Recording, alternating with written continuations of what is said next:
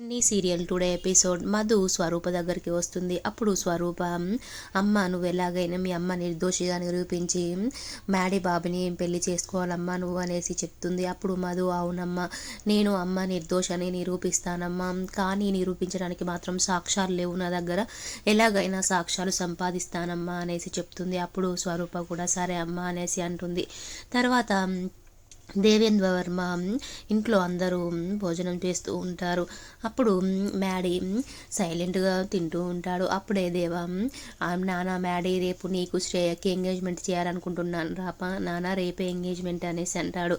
అప్పుడు Maddy shock అయిపోతాడు. Daddy అసలు ఇంత సడన్గా ఎంగేజ్మెంట్ ఏంటి డాడీ, అది రేపేనా అనేసి అంటాడు.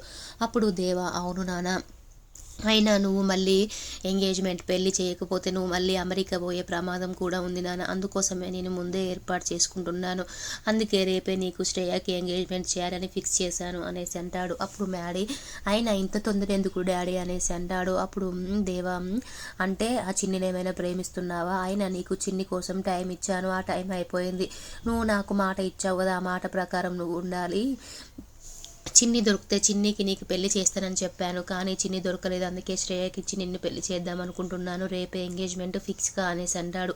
అప్పుడు మ్యాడీ, ఇంత సడన్గా ఎంగేజ్మెంట్ ఎందుకు డాడీ అంటాడు. అప్పుడు దేవా, నేను చెప్పేదే ఫిక్స్ ఫైనల్, రేపే ఎంగేజ్మెంట్, నువ్వు రేపు ప్రిపేర్ కా అనేసి అంటాడు. అప్పుడు మ్యాడీ సడన్గా అట్లా అనేసరికి షాక్ అయిపోయి తన అన్నం తినకుండా లేచి చేయి కడుక్కొని లోపలికి వెళ్ళిపోయి చాలా బాధపడుతూ ఉంటాడు. అప్పుడు వరుణ్ వెళ్తాడు. వెళ్ళి ఎందుకు బాగా బాధపడుతున్నావు అనేసి అంటాడు. అప్పుడు మ్యాడీ, ఏం లేదులే బావా, అయినా అప్పుడు చిన్నప్పటి నుంచి నేను చిన్నిని ప్రేమించాను కదా, ఇంత సడన్గా శ్రేయాని పెళ్లి చేసుకునేసరికి నేను కొంచెం కోలుకోవడం కోసం నేను శ్రేయాని టైం అడిగితే శ్రేయానేమో బావ తొందరగా పెళ్లి చేయమంటున్నాడని అబద్ధం చెప్పింది బావ అనేసి అంటాడు. అప్పుడు వరుణ్, సరేలే బావా నువ్వేం బాధపడకు, అయినా రేపు ఎంగేజ్మెంట్ కదా, నువ్వు మధుకు చెప్పు ఎంగేజ్మెంట్కి రమ్మని చెప్పు అనేసి అంటాడు. అప్పుడే లోహిత అలాగే శ్రేయ ఇద్దరు వింటారు.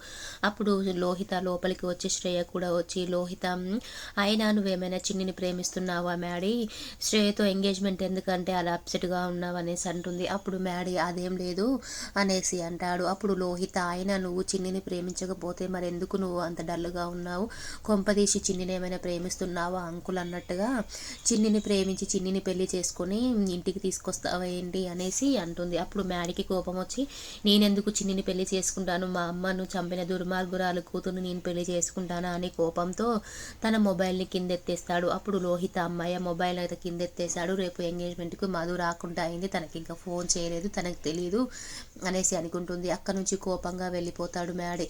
తర్వాత మ్యాడీ చాలా బాధగా ఉంటాడు. మధు అలాగే వాళ్ళ ఫ్రెండ్ స్వప్న ఇద్దరు మాట్లాడుకుంటూ ఉంటారు.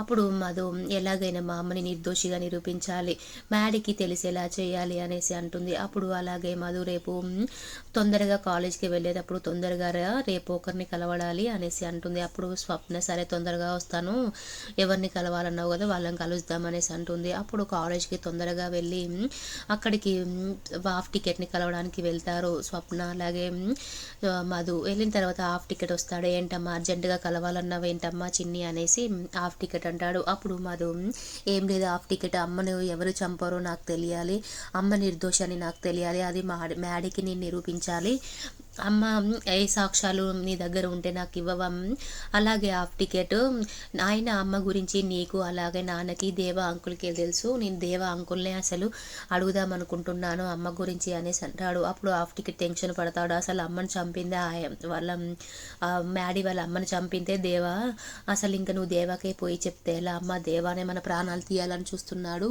ఆయన నువ్వు దేవాకు చెప్పకమ్మా, మీ నాన్నకి ఫస్ట్ చెప్పిన తర్వాతే దేవా అంకుల్ దగ్గరికి వెళ్ళు, మీ నాన్న ఎక్కడ ఉన్నాడో నేను కనుక్కొని మీ నాన్నని నీ దగ్గరికి తీసుకొస్తాను, మీ నాన్నకి చెప్పిన తర్వాత నువ్వు దేవా అంకుల్కి చెప్పుదు, అంతవరకు దేవాకి దగ్గరికి వెళ్ళకమ్మా అనేసి హాఫ్ టికెట్ అంటాడు.